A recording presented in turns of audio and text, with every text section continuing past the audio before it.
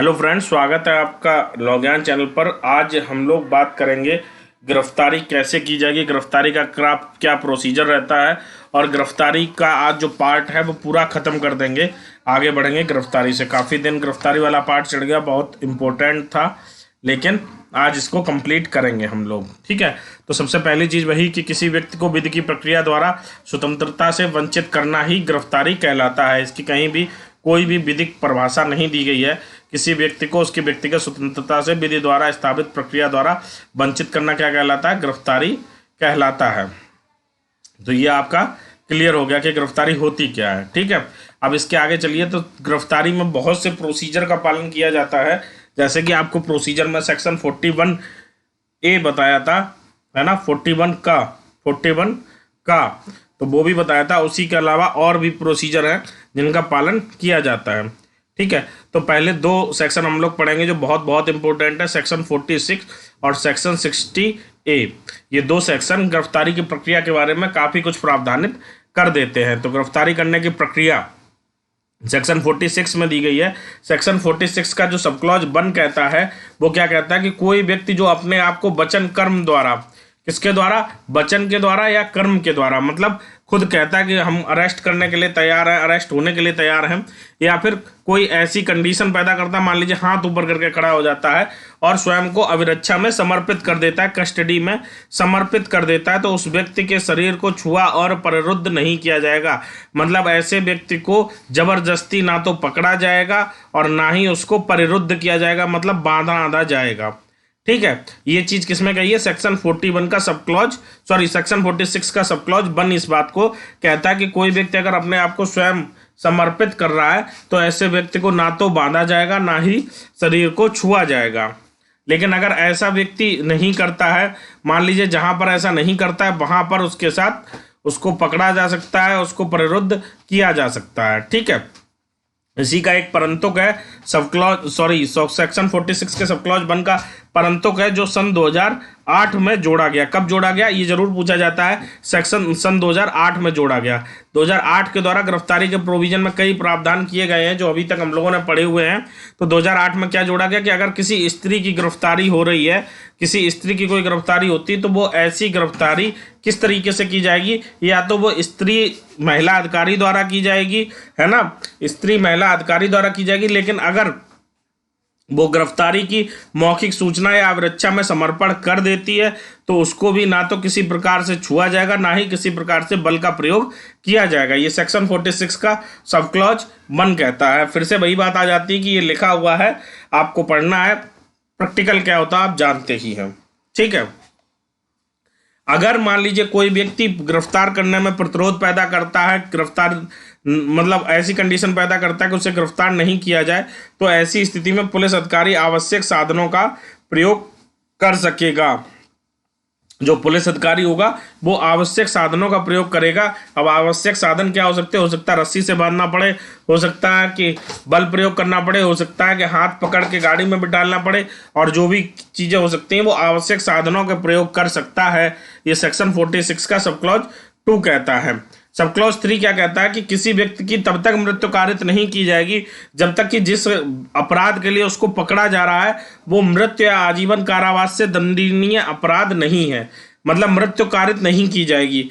Encounter वाली जो बात आती है वो उस बात की बात कहता है कि जो एनकाउंटर करने की कंडीशन है, अगर उस पर जो अपराध का आरोप है उसमें मृत्युदंड या आजीवन कारावास की सजा नहीं है तो ऐसे पर उसकी मृत्यु कारित नहीं की जाएगी, उसका एनकाउंटर नहीं किया जा सकता है। तो बाकी का एनकाउंटर किया जा सकता है? नहीं, ऐसा नहीं कहा गया इस सेक्शन में। लेकिन बाकी पे अगर अरेस्ट करते पे, बल प्रयोग करते पे मृत्यु कारित हो जाती है तो वो एक वैलिड पॉइंट हो सकता है। लेकिन अगर मामला ऐसा है जिसमें आजीवन कारावास या मृत्युदंड की सजा नहीं है, मतलब उतना गंभीर मामला नहीं है, तो ऐसे में व्यक्ति की मृत्यु कारित करने का अधिकार नहीं होगा पुलिस ऑफिसर को। सेक्शन 46 का सब क्लॉज 3 इस बारे में बात करता है। और सेक्शन 46 का सब क्लॉज 4 बहुत ज्यादा इंपॉर्टेंट है। इसमें क्या बात कही गई है? इसमें बात कही गई है कि साधारण परिस्थिति में किसी स्त्री को सूर्यास्त के पश्चात और सूर्योदय से पूर्व गिरफ्तार नहीं किया जाएगा।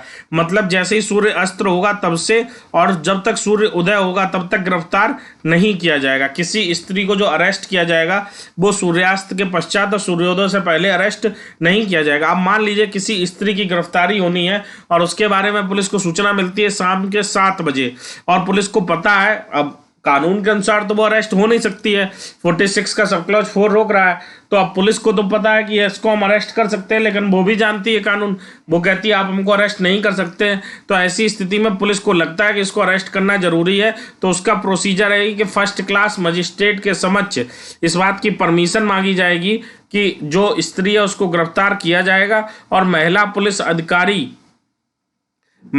अधिकारी द्वारा उसको अरेस्ट किया जा सकेगा। लेकिन उसकी पहले परमिशन कौन लेगा? फर्स्ट क्लास मजिस्ट्रेट के द्वारा इस चीज़ की परमिशन ली जाएगी। प्रैक्टिकल में क्या होता है? प्रैक्टिकल में अगर किसी महिला को अरेस्ट करना है तो पुलिस अरेस्ट रात में कर देगी और रिकॉर्ड में सुबह दिखाएगी। ये प्रैक्टिकल है, और फॉर्मल क्या प्रोसीजर है वो मैंने आपको बता ही दिया है। तो साधारण परिस्थिति आपको 46 का सब क्लॉज 4 पूछा जाता है। 46 का सब क्लॉज 4 ये 2005 में जोड़ा गया था। कब जोड़ा गया था? 46 का सब क्लॉज 4 जो है वो 2005 में जोड़ा गया था।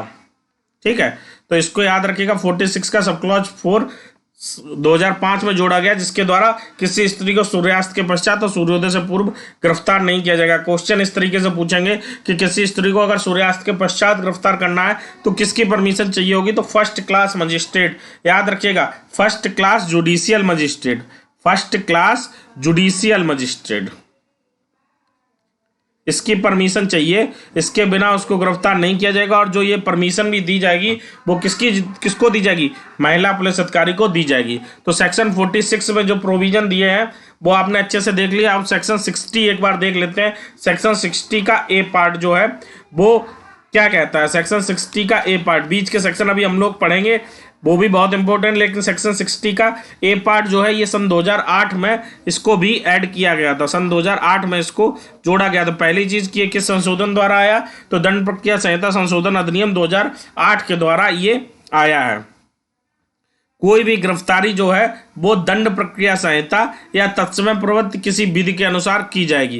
किसके द्वारा? या तो सीआरपीसी के प्रोविजंस गिरफ्तारी में लागू होंगे, या फिर तत्समय प्रवृत्ति कोई अन्य विधि हो उसके प्रोविजंस इसमें लागू होंगे। ये बात कही गई है सेक्शन 60A में, है ना।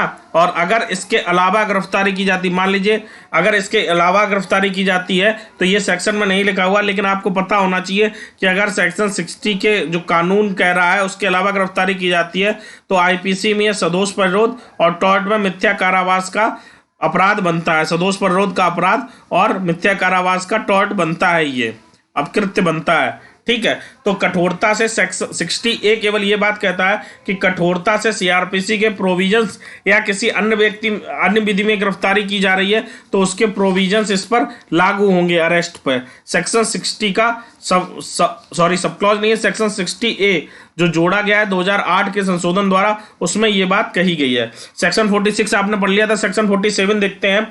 तलाशी करने की क्या प्रोसीजर है? तलाशी करने का, उस स्थान की तलाशी जिसमें ऐसा व्यक्ति प्रविष्ट हुआ है जिसकी गिरफ्तारी होनी है। मान लो कोई व्यक्ति गिरफ्तार करने पुलिस पहुंचती है, लेकिन उसने क्या किया?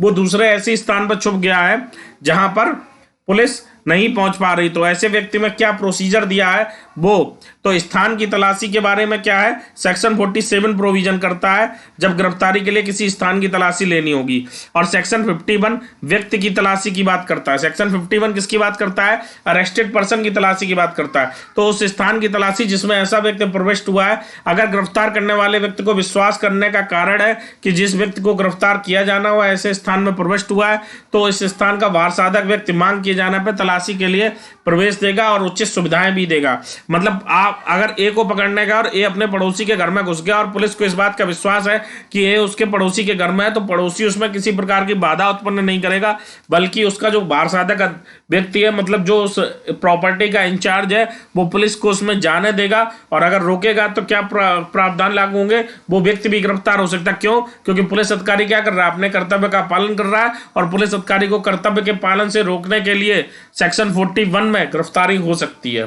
ठीक है, तो सेक्शन 41 में उसको गिरफ्तार किया जा सकता है अगर वो व्यक्ति रोकता है, रोकेगा नहीं।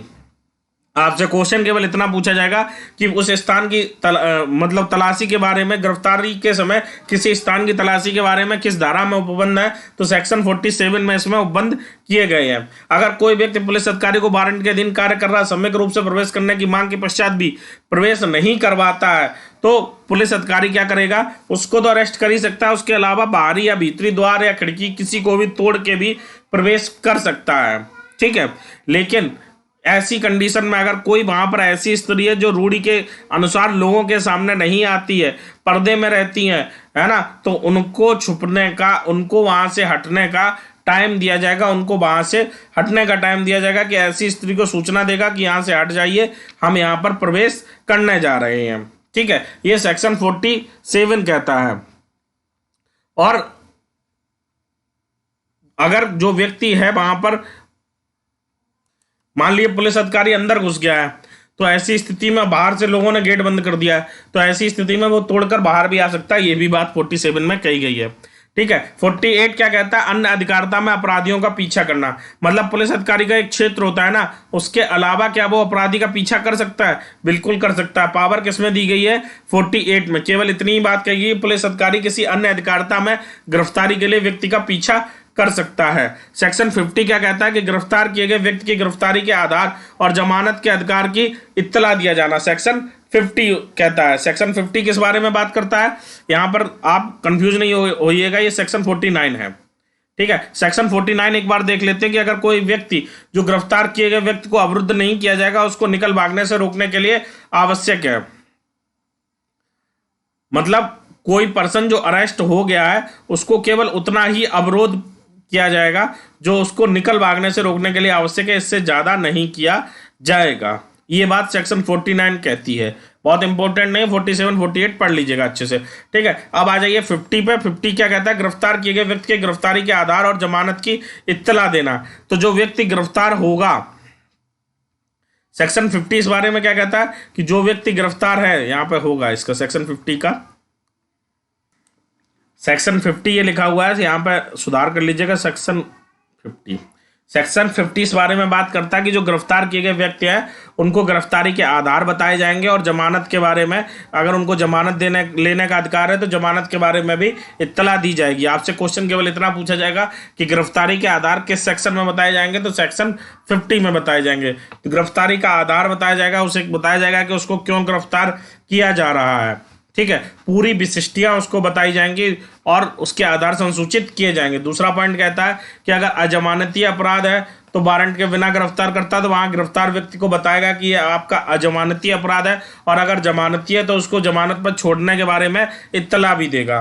ठीक है, ये बताया सेक्शन 50 में। मान लीजिए जमानती है तो उसको बताएगा, सब लोग सीआरपीसी पढ़े तो बैठे नहीं है, कि जमानती अपराध है या नहीं है। अगर जमानती है तो उसको बताया जाएगा कि जमानत ले सकते हो आप, और अगर अजमानती है तो अजमानती है बताया जाएगा। ठीक है, अब सेक्शन 50 का सब क्लॉज 50A जो नया सेक्शन जुड़ा है, धारा 50A,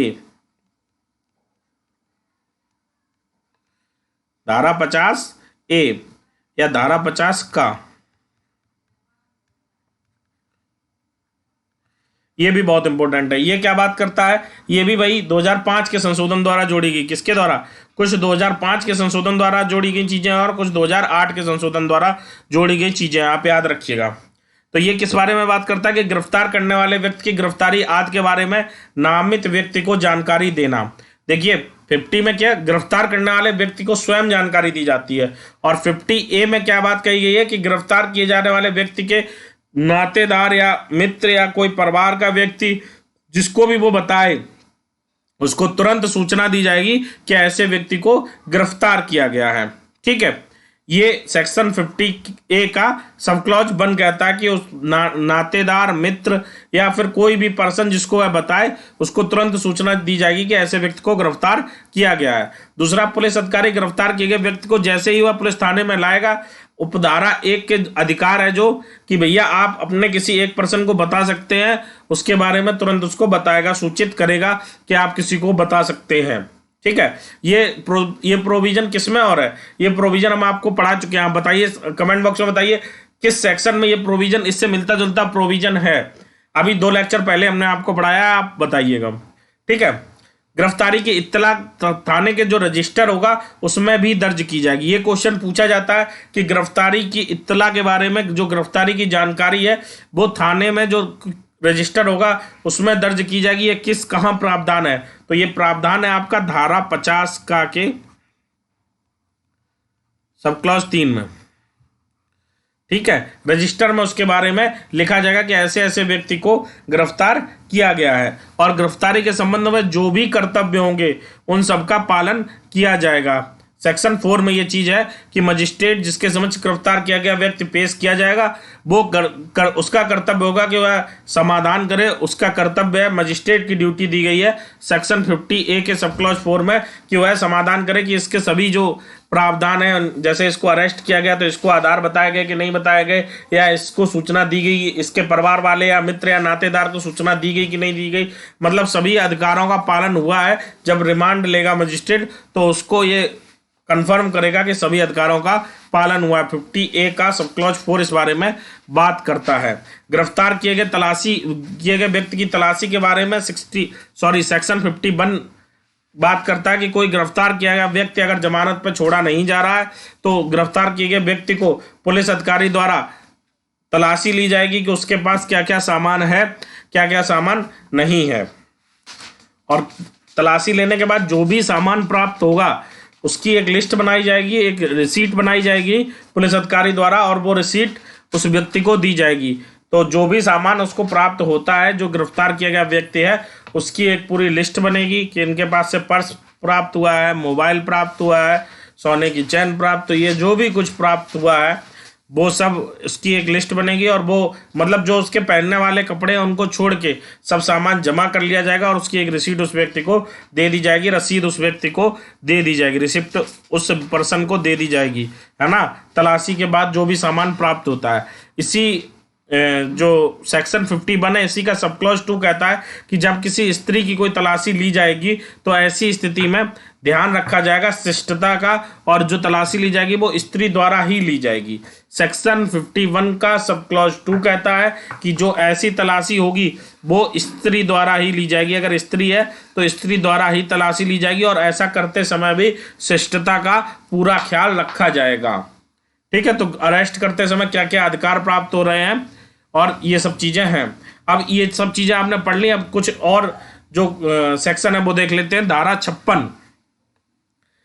56 किस बारे में बात करती है? गिरफ्तार किए गए व्यक्ति का मजिस्ट्रेट या पुलिस थाने के बाहर साधक अधिकारी के समक्ष लेकर जाया जाना। मतलब जो व्यक्ति गिरफ्तार किया गया है उसको मजिस्ट्रेट या पुलिस थाने के बाहर साधक अधिकारी के समक्ष ले जाया जाएगा बिना किसी विलंब के। ये सेक्शन 56 इस बारे में प्रोविजन करता है। आपसे पूछा जा सकता है कि धारा 56 किस बारे में प्रावधान करती है? धारा 57 भी यही प्रावधान करती है कि गिरफ्तार किए गए व्यक्ति को 24 घंटे से ज्यादा निरुद्ध नहीं किया जाएगा और निकटतम मजिस्ट्रेट के समक्ष पेश किया जाएगा। ये क्वेश्चन तो कई बार पूछा भी गया है। सेक्शन 57 इंपोर्टेंट सेक्शन है, याद कर लीजिएगा कि 24 घंटे के से ज्यादा निरुद्ध ना किया जाने का प्रावधान सीआरपीसी में कहाँ किया गया है? तो सीआरपीसी में सेक्शन 57 में यह प्रावधान किया गया है कि 24 घंटे से अधिक निरुद्ध नहीं रखा जाएगा, उसे मजिस्ट्रेट के समक्ष पेश करना होगा अगर रखना है तो। पुलिस का गिरफ्तारी की रिपोर्ट जिला मजिस्ट्रेट या उपखंड मजिस्ट्रेट को देगा। मतलब जितने भी पुलिस थाने में बाहर साधक अधिकारी है, जितने भी लोग उस थाने के बाहर साधक अधिकारी के पास गिरफ्तार हुए हैं, उनकी अपनी सीमा के भीतर जो वारंट के बिना गिरफ्तार हुए हैं या वारंट सहित गिरफ्तार हुए, उन सबकी सूचना जो है वो किसको दी जाएगी? उपखंड मजिस्ट्रेट या जिला मजिस्ट्रेट को दी जाएगी। जिसको भी देने का आदेश हो, चाहे डीएम को और चाहे एसडीएम को, उनको वो सूचना दी जाएगी। ठीक है, अगर कोई व्यक्ति सेक्शन 59 किस बारे में प्रावधान करता है? अगर किसी व्यक्ति को उन्मोचित होना है, पकड़े गए व्यक्ति के उन्मोचन का प्रावधान है, तो मजिस्ट्रेट के आदेश के अधीन उसे उसी के बंधपत्र या जमानत पर उन्मोचित किया जा सकता है। बहुत इंपॉर्टेंट नहीं है, एक बार देख लीजिएगा कि सेक्शन 59 में पावर किसको दी गई है? मजिस्ट्रेट को दी गई। मजिस्ट्रेट के आदेश से ही कोई व्यक्ति उन्मोचित हो सकता है। सेक्शन 60 किस बारे में बात करता है? ये इंपॉर्टेंट है। सेक्शन 60 बात करता है कि अगर कोई व्यक्ति अवरक्षा से निकल भागता है या छुड़ा लेता है खुद को, है ना, तो उसका पीछा किया जा सकता है। कहाँ तक पीछा किया जा सकता है? भारत के किसी भी स्थान पर उस व्यक्ति का पीछा किया जा सकता है। उसकी कोई लिमिट नहीं है कि ये स्थान से यहीं से भागा है तो कहीं भी चला जाए उसका पीछा किया जा सकता है। ठीक है। और उपधारा 1 में अधीन गिरफ्तारियों को धारा 47 के उपबंध लागू होंगे। मतलब उपधारा 1 के अधीन अगर कोई अरेस्ट किया जाता है, सेक्शन 60 में अगर कोई निकल भागा है और उसको अरेस्ट किया जाता है तो धारा 47 तो लागू होगी ही होगी। धारा 47 में क्या प्रोविजन था? धारा 47 में भी इसी तरीके का प्रोविजन था। आपने देखा था कि धारा 47 में तलाशी के बारे में प्रावधान था। किसके बारे में प्रावधान था धारा 47 में? धारा 47 तलाशी के बारे में प्रावधान करती कि किस कंडीशन में कोई व्यक्ति जो किसी स्थान में प्रवेश करता है उसकी तलाशी ली जाएगी। तो ये कहा गया कि धारा 47 के उपबंध तो लागू होंगे ही होंगे, चाहे जो अरेस्ट करने वाला व्यक्ति हो वो पुलिस अधिकारी हो या ना हो। ठीक है। ये सेक्शन कौन सा कहता है? सेक्शन 46 कहता है। सेक्शन 76 कहता है गिरफ्तार किए गए व्यक्ति को न्यायालय के समक्ष अविलंब लाया जाना।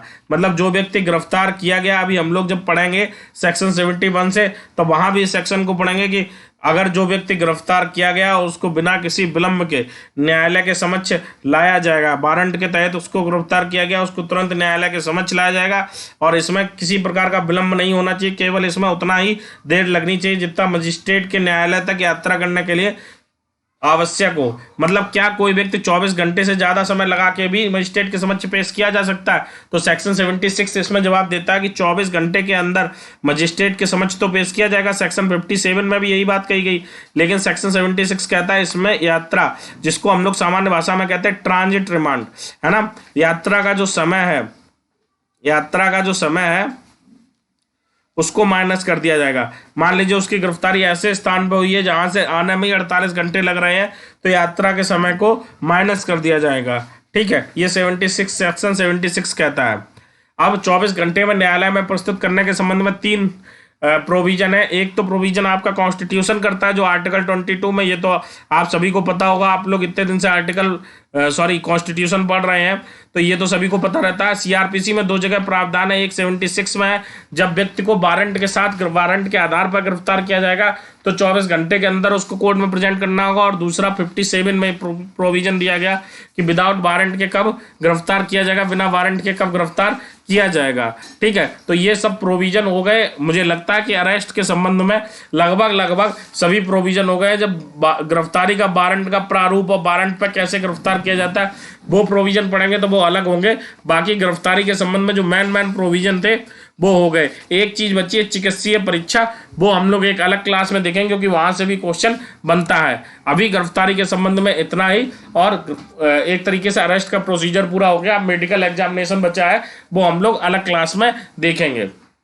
फिर मिलेंगे अगले वीडियो लेक्चर में। अगर आपने अभी तक मिशन एपीओ नहीं लिखा है तो मिशन एपीओ लिखिए। वीडियो को लाइक नहीं किया, वीडियो को लाइक कीजिए और ज़्यादा से ज़्यादा लोगों तक पहुंचाइए ताकि आपके लिए इसी प्रकार के अच्छे लेक्चर मैं लाता रहूं। इसकी जो पीडीएफ है वो आपको डिस्क्रिप्शन बॉक्स में जो लिंक दिया है वहाँ टेलीग्राम चैनल पर मिल जाएगी। और इसी तरीके का और अच्छा कंटेंट लाने के लिए आपका लॉगइन ऐप भी बहुत जल्दी आ रहा है, वो भी लॉन्च होने वाला है, तो उससे आप जुड़िएगा और लगातार लॉगइन से जुड़ के अगर नए चैनल पर आए हैं तो सब्सक्राइब कर लीजिएगा। अगले वीडियो लेक्चर में फिर मिलेंगे। धन्यवाद।